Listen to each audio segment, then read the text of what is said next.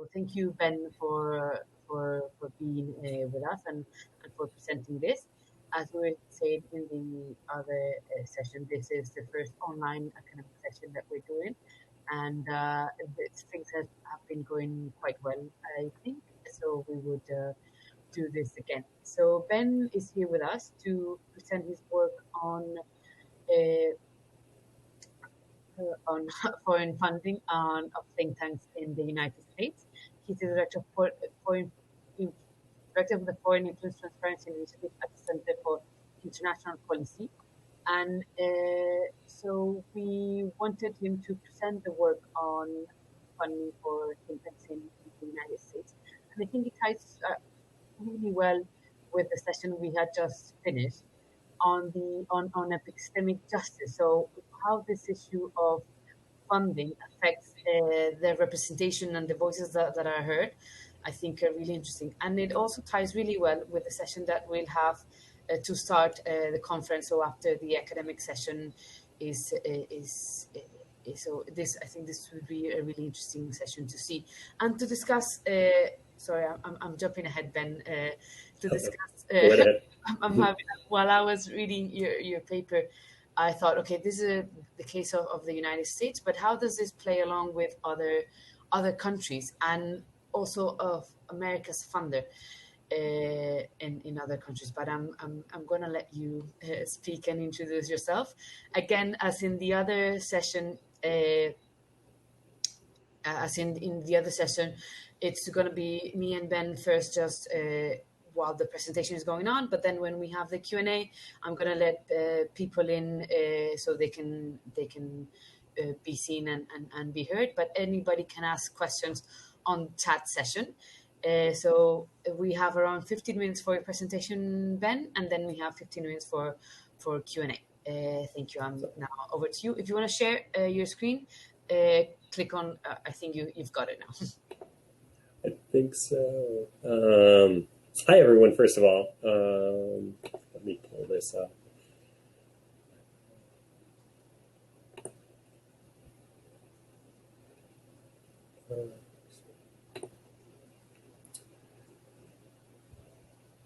Okay, let's see. Is that coming up? Are you able to see the Prezi? I can see the Mozilla Firefox logo. Oh, okay. I'm doing something wrong then. Let's see here.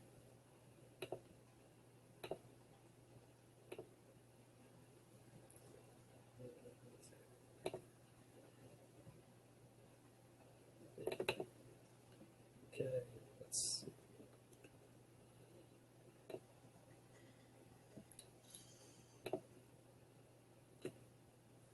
Anything now? Did the Prezi come up? Not yet. Okay, let me see what I'm doing here. Brand new to hop in.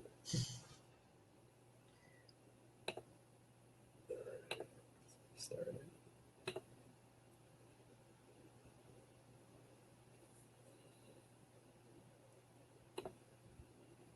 Okay, let me try this.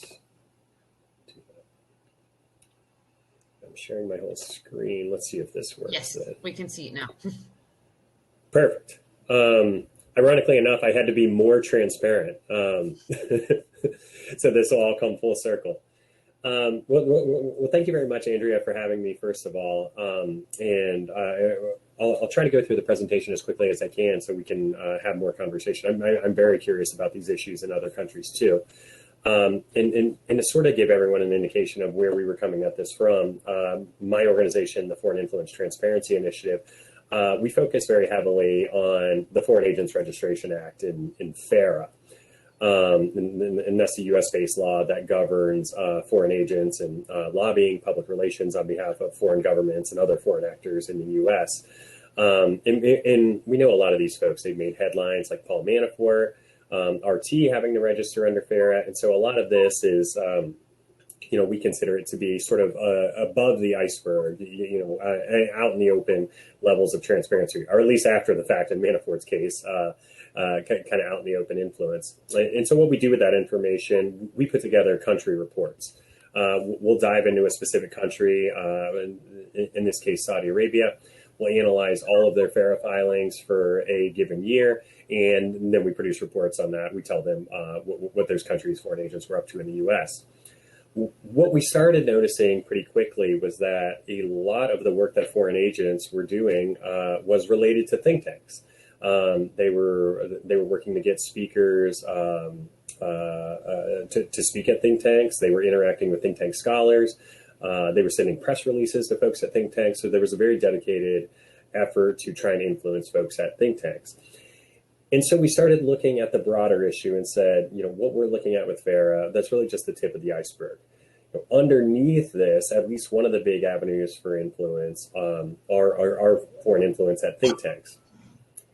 And so we started, so some folks might remember this from 2014. The New York Times did this great story on foreign powers buying influence at think tanks, focused heavily on Brookings and a few other high-profile think tanks. The author of this piece, Eric Lipton, incidentally, he and I were on a panel together a couple of years ago. And I said to Eric, I was like, Eric, that was such a great piece, but, it's kind of old now. And I hate to ask you to do more work, but, it'd be great if you could do that again. Those of us in the community would love to know, what's changed since that article. And he kind of looked at me and he was like, Ben, I'm never writing that again. And I was like, well, why not? And he explained to me very quickly all the challenges that research presented to him. And we quickly started to run into that too. But yet, I'm being a stubborn person that I am, I said, well, we're going to do it no matter what. And I very quickly realized why Eric was right and why this is so challenging. Right off the bat, one of the biggest challenges, think tanks in the U.S. aren't required to disclose their funding. And that's any funding, whether that's foreign funding or domestic funding. If you're what we call here a 501c3 nonprofit, you simply don't have to disclose your funders. And so that's a basic issue with transparency right there. If we look at the filings, this is the IRS tax form for think tanks and other nonprofits. And this one specifically is for one of our biggest think tanks here in the U.S., the Center for Strategic and International Studies. In this part of the form, it's called the Schedule B. This is ostensibly where you discover who some of the big funders were to the think tank. And as you can see, for CSIS, they have some rather large, top donors. This person or organization contributed over $6 million to the think tank. But unfortunately, this category here, column B, name, address, and zip, that's blank. And this is true not just for CSIS, but for most think tanks. They simply leave this information blank. The IRS doesn't require them to fill it in. And so what we then have to do after the fact is sort of discover this information, outside of the IRS tax filings. And for example, in newspaper articles, like this is a headline from The Intercept about the UAE giving $20 million to the Middle East Institute. And the thing about the sort of motivation for us and why we wanted to look at foreign funding of think tanks is we know I've worked at 3 think tanks now, so I know that your funding certainly does matter. And we're also seeing it too, as I mentioned previously, in our Foreign Agents Registration Act filings. We know a lot of folks at think tanks are working hand in hand with registered foreign agents. They're doing everything from getting their speakers to come to those think tanks, to organizing think tank scholar trips to countries abroad. And in some cases, we're really directly working with them to shape articles or reports that they're writing too. We also saw, I think for many of us, it was sort of a disturbing pattern after the murder of Jamal Khashoggi, in that many think tanks that the Saudis, and to a lesser extent the Emiratis, their allies, many of those think tanks that were receiving money from either of those 2 countries, were really noticeably silent following the Khashoggi killing. And we even had one example that came to light at the Center for American Progress, where a scholar there with very close ties to the UAE ambassador Otaiba, some emails leaked where he recommended that the Center for American Progress effectively water down its response to the Khashoggi killing. We also know, too, that think tank scholars, they testify quite often in the U.S. Congress. And we do have a law here, truth and testimony, which allegedly, or at least in theory, it requires those scholars to report any sort of conflicts of interest, any foreign ties they might have related to the topic of the hearing. But what the good folks at the Project on Government Oversight did an investigation. They looked at all those truth and testimony forms and in other cases where truth and testimony forms weren't filed. And they very quickly discovered that a lot of folks that were working for think tanks with considerable financial backing from foreign governments were simply not reporting that in hearings about those very same governments. So then going forward, what did we do? I've sort of set up all these obstacles that we went to, but we basically had a three-pronged approach to tackling this. First and foremost, we're fortunate that even though the IRS doesn't require think tanks to publish their funders, a lot of think tanks do. They'll put it in their annual reports. They'll put it in financial statements and in just various other places on their website, even just general donor pages. The next step then was we did, after we had compiled all that information from the think tanks themselves, we really just scoured media outlets and places like The Intercept who track this issue very well. We turned to their reporting, other New York Times reporting, a lot of other mainstream media outlets are really good at tracking this too. So we added in all that information. And then I did the old-fashioned thing where I just called everybody. We called everybody, or we sent nice emails, or both. And we started from a place of transparency with a number of think tanks. And I'll be frank with you, most think tanks they didn't return my calls or my emails. But we did have several where we did have good dialogues, and we were able to get additional information. One that really jumps out to me is Harvard's Belfer Center. Which previously didn't make much of this information publicly available, but they were very accommodating when we talked to them, and we were able to add significant resources from the Belfer Center to our data set as well. And so, just to take a closer look at this is from the Brookings Institution, and this is their sort of honor roll, as they call it, of funders. And Brookings was really indicative of what we saw from a lot of think tanks, in that you get these laundry lists of funders, and you were given ranges of those funding amounts. So $2 million and above, $1 million up to $2 million, and so on there. And this sort of presents another problem for us too, methodologically, because we can't say for sure how much above that $2 million amount the embassy of the state of Qatar is, for example. And so what we did here, we played this conservative whenever possible. So if we had somebody in one of these ranges, we used the lower end of the range. So all of the figures I'm about to report to you are at least that amount of funding that these think tanks received.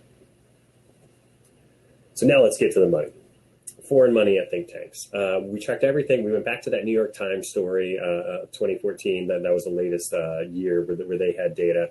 So we went back to 2014 and ran it forward through 2018. And we were able to track at least $174 million in funding. The top think tanks were the World Resources Institute, the Center for Global Development, Brookings, the Atlantic Council, and the Aspen Institute. If you break it down further here, you're probably going to see a lot of recognizable names. The World Resources Institute was far and away number one. And it's sort of not surprisingly when we think about how World Resources Institute and the Center for Global Development, too, to a lesser extent, are structured. These are truly international think tanks with offices in multiple countries. And a lot of the countries that those offices are in are funders of the World Resources Institute. So at least in that case, it's not too surprising that they received such a high amount of foreign funding. And then, of course, the Brookings Institution at number 3. Brookings was, at least in 2018, where we pulled this data from. They were considered the top think tank in the world, and so their sort of prestige and clout in Washington, D.C. Offers them a lot of money too. And as I mentioned previously, the Embassy of the State of Qatar is a big funder to Brookings. Brookings also has a branch office in Doha as well, so sort of helps to explain that funding stream as well. Again, this will give you a little closer look at our chart here. And by the way, as you're looking at this, I'll note that our sort of universe of cases, our sample, I should say, we were looking at the top 50 think tanks in the U.S. And that's the University of Pennsylvania has their annual study. And so we pulled the top 50 think tanks from that and only focused on just those think tanks. Now let's look at the countries. We were able to track donations coming from 74 different countries or institutions. Leading off was Norway, followed by the United Kingdom, and the United Arab Emirates. And what we really see here is frankly a lot of countries that are really close allies of the U.S. And I think this was a point that we very much wanted to make with this report, that we wanted to sort of take away the notion from folks that foreign money is necessarily bad money. We certainly don't think that, and we want to sort of dispel that myth out there. Unless folks are worried about the pernicious influence of the Norwegians, trying to clean up the U.S. and trying to fight climate change, most of us here didn't think that was too problematic. And so definitely a point we wanted to make was, most of the money that's coming into think tanks in the U.S. Is from our European and other allies too. You do see a couple sort of notable exceptions, non-democratic countries like the United Arab Emirates at number 3, and Qatar there as well, also in the top 10. This chart here, which is also featured in our report, this gives you a sense of kind of the the sort of spider web of influence that we really saw with a lot of these think tanks. In some of the think tanks here, I particularly want to point you towards the Atlantic Council and this sort of web. The Atlantic Council, it led all think tanks in our study by having over 30 foreign funders. And you sort of get a sense of the kind of breadth of the Atlantic Council's interactions with foreign governments too.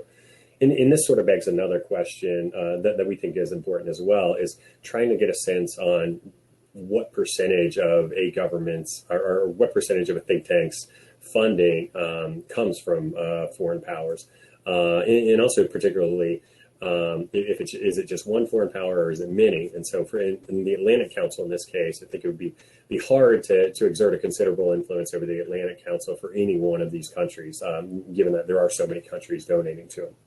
On a similar vein with the Brookings Institution, Brookings, their annual their operating expenses are over $100 million. So any one foreign donor is probably not going to have an incredible amount of sway, at least compared to another think tank who say is primarily funded by a single foreign power.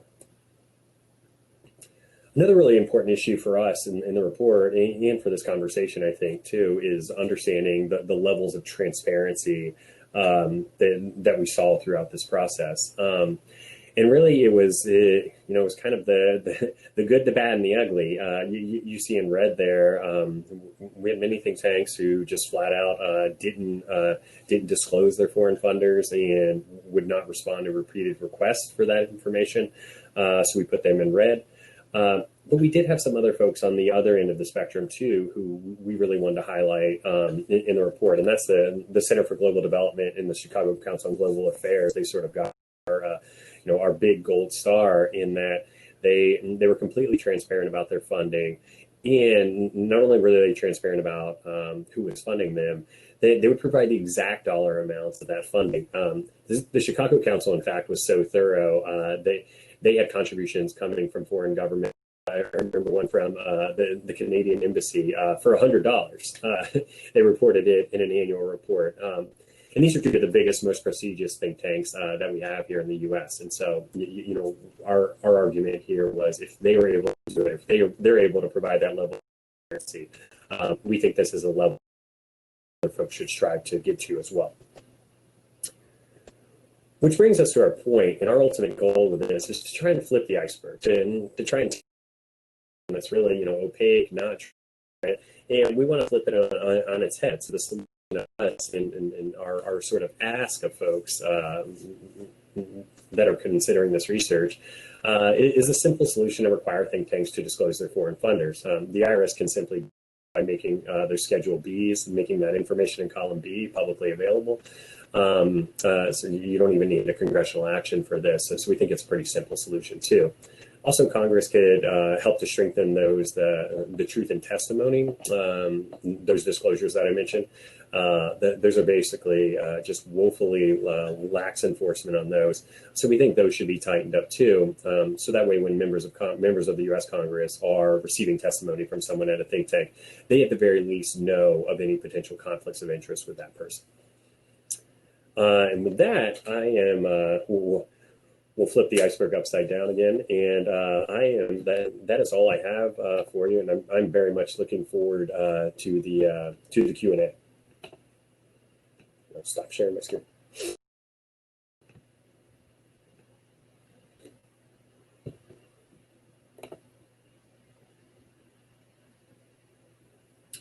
Okay, I see a question from Enrique.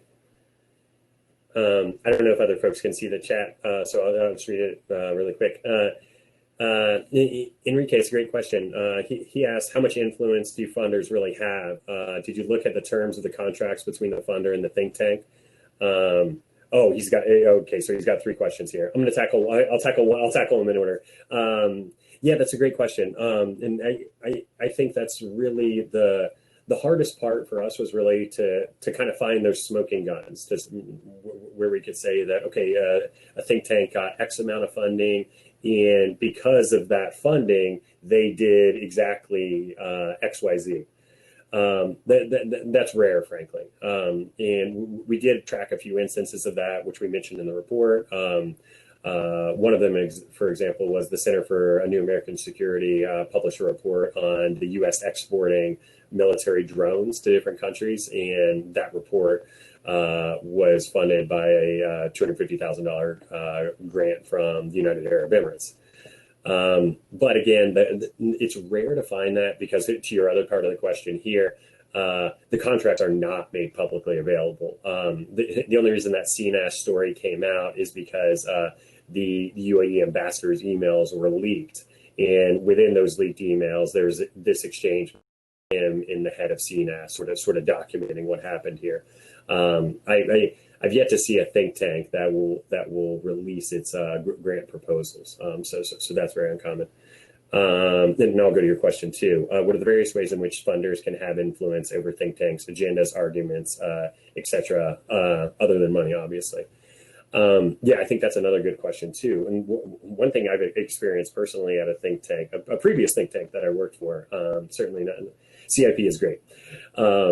A previous think tank I worked for, and my personal experience was that even potential funders can have the potential to impact the work that you're doing. I was, for example, writing reports on the U.S. defense budget, and folks in our organization would send my reports out to potential funders to sort of get their thoughts on it. And I remember at one point somebody representing an organization who was not funding us, had some qualms with what I was calling. I was calling out a weapon system, the F-35, for those of you that are familiar with that terrible plane. I was calling out that plane and the amount of money we were wasting on it. And the person who worked for a contractor who helped to build the F-35 vehemently, disagreed with my argument. I didn't end up, changing the piece or changing the argument, but plenty of other folks I've talked to at think tanks experience other stuff, and their work has been changed because of it. And three, is it possible to avoid influence and still take their money? Yeah, I think absolutely. And I think in this day and age where it can be hard for think tanks to secure money, I just think it's important to be very frank with your funders, and realize that there are red lines that you won't cross. And I think actually the Brookings Institution is a good example of this. They of how you can do it right. They had received some support from the government of Saudi Arabia And then after the murder of Jamal Khashoggi, they said, this is not right. That was very much a red line for them. And so they actually returned the money to Saudi Arabia. And so I think it's incumbent upon think tanks to just make it clear, what they are going to do with that support, and what they're not willing to do because of that support. Right. Sorry, Ben, 1 second. So I was speaking with my microphone off while you started. So I've let everyone that wanted to join in. So if you have been accepted in and you want to speak, please do. We have some questions as well that Ben, you were reading. So thanks for that. And I wanted to frame one question again using my privilege as moderator. And it relates to some of the issues that John and Hans have been bringing up. So while I was reading this and preparing for the presentation, and one of the reasons I also asked you to do this, I really find the idea of, it's really interesting to find funding of think tanks in America, but I had a lot of questions on that. So how does that relate to funding of other sources? So one thing that I really found interesting was what you were mentioning of the variety of countries that fund Atlantic Council and how that relates to credibility and transparency and how that waters down the influence that you might have. Then it also made me think, and that's what John was saying. So what's the difference between the influence of foreign funding and the influence of a big corporate funder or of of just one individual? So if you just have someone funding you, what's different from that? Then again, with my Latino hat on, so how does it relate to the which countries find which think tanks in which part of the world? So I think that could be a really interesting piece of work. So which countries? So why is Norway funding the US? I know it's an ally, but why? So why is the US funding developed countries in different parts of the world? Why is DFID funding different countries? So I think I know it's not what your research was about, but that's what your research made me think about. So what are the spheres of influence? And then one question is, what is the definition of foreign funding? So would USAID be foreign funding? Would GIZ be foreign funding? Oh, sorry, government funding. So government versus government or organization. So that's a question that I had while reading this, and I'll let you answer and others question as well. Yeah, those are all great questions, and I'll tackle the sort of methodology question, which you asked right at the end. I'll tackle that first.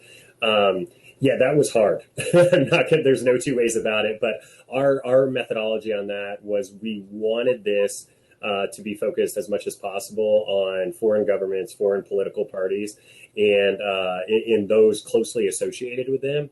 And that was admittedly, it could be a gray area. But we wanted to make sure that we were capturing folks, say it's the brother of the president, who's a large donor, large business owner. We would want to include that, immediate relatives who were just, allegedly making donations, just as an individual. We tried to include that whenever we could. And so frankly, in a lot of cases, our research team on this would have to do a lot of Googling to figure out who is this person making this big donation and, doing a lot of background to try and track that down. I'm not under the illusion for a second that we captured everybody. But I know that what we have in there, I know at least that part is accurate. So it's another reason why we say, at least, X amount of funding for it. To your other question, and I think these are good and very fair questions about, why just foreign funding? And the good news is for me, I want all the money. I want to know whether you get, it's a foreign contribution, it's a domestic contribution. I want to know if, my grandma gave you $50. I would love for, I would love for you to report all that information and just be completely transparent for think tanks to be completely transparent about all their funding. And I'll follow that up with a shameless plug for our next iteration of this project, which we're in the midst of data collection on right now. We're tracking defense contractor and U.S. government funding of U.S. think tanks.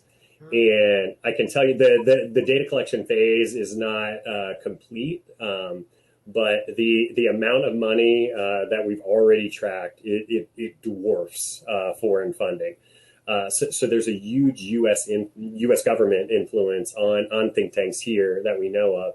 And I think, too, to get to your other question of, I really hope other folks are and will track U.S. government funding to think tanks abroad. Because I think the U.S. uses funding of think tanks in the same way that other foreign governments do here. You know, the U.S. is trying to garner influence in different countries. Soft power. Yeah. They're trying to garner clout, and that's certainly you know why you see contributions to places in Latin America, all across Europe too. The U.S. government's a big funder of think tanks across Europe as well. So yeah, I'm not doing it. Unfortunately, this defense contractor and U.S. government funding of U.S. think tanks has become this enormous project. So my plate's full right now. But if anybody else is tackling a project like that, I'd be happy to chat more about it. This is a really interesting conversation, and we have 3 more minutes because we're already running over. Oh, no. It's okay. We have a lot of questions from participants as well. May I suggest again, if we can continue this afterwards online? We have half an hour before the next event, so we can continue talking about this. And the public event is also about funding. Again, as I say, we're not against any. It's not that we're against foreign funding or corporate funding. Right. Again, like you and the Transparify, our Transparify friends, it's being transparent about where you get the money and why. So, Memory has a question on what was your experience in tracking anonymous donors and who are they likely to be? And there was one question about Joe, for think tanks, why should I fund you? So if you want to take any of those and make some final comments, this went by really quickly. Yeah. The anonymous question is a sort of easy answer. And I would say, if I'm completely honest with you, I would say poorly. Frankly, when anonymous, it's both a problem from the think tank's point of view too, because as we know, a lot of folks on this call, I'm sure, work at think tanks, and you do just get anonymous donors. You will just get you legitimately don't know, where this money is coming from. And so that's true. And then also in some cases, think tanks have an incentive to hide the identity of their donor. And there's really nothing we can do to get after that. I did have some, fun conversations with folks at think tanks about, big anonymous donations that we saw. And in none of those conversations was I able to glean who the actual donor was. Short answer again is poorly on tracking anonymous donors. I think, John, that's a great question. So the why should I fund you? And I can sort of explain it from our take at CIP is that I've actually lost a donor because of this, because they wanted us to do a thing that we weren't going to do. They basically wanted to add somebody to this task force that we were putting together, and it was not somebody we were comfortable with adding. And so we rejected, a decently sized grant from them because of that. And so what we try to do is say, we sort of plant our flag out there. This is who we are. We're transparency advocates, and we hope that other folks we can find folks that align with what we're already doing and say, with your support, we can do that even more. We can make more information publicly available. We can keep that mission going even better if we have your funding. Where we sort of draw the line is when funders ask us to do stuff that we wouldn't do independently. And for better or for worse, we sometimes lose funding because of that. But we're sort of light and lean, and we can kind of afford to do that. And it's kind of become our brand.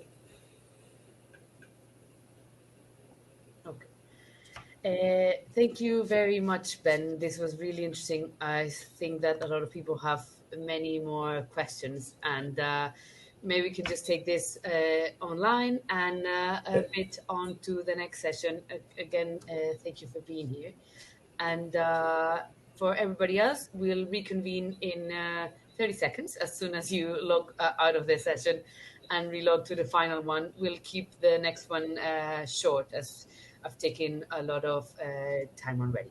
Again, thank you, and we're looking forward to see the next work that you're doing this, and maybe bounce off some ideas for other potential work.